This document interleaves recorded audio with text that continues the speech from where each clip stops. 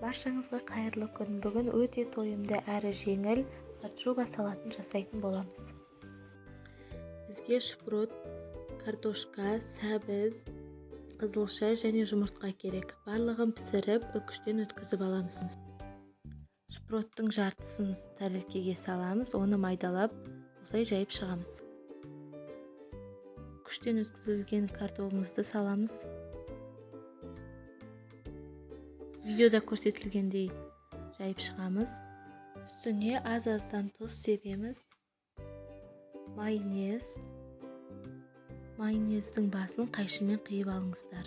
Сол кезде осындай жіңішке формада шығады. Енді үкіштен өткізілген сәбізімізді саламыз.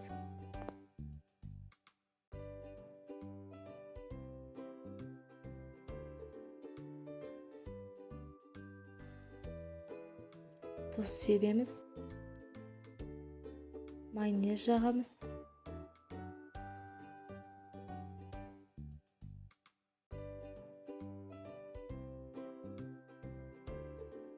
Қызылшаны саламыз. Қызылшаның алдынан жұмыртқа салсаңыздар болады.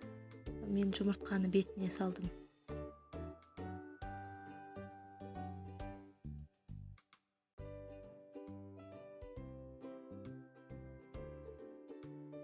Жұмыртқаны салып, оның үстіне жұмыртқаның сарысын сеуіп шығамыз.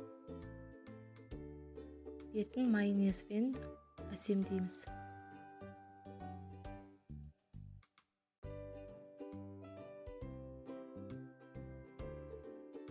Шет-шетін салфеткамен сүртіп шығамыз.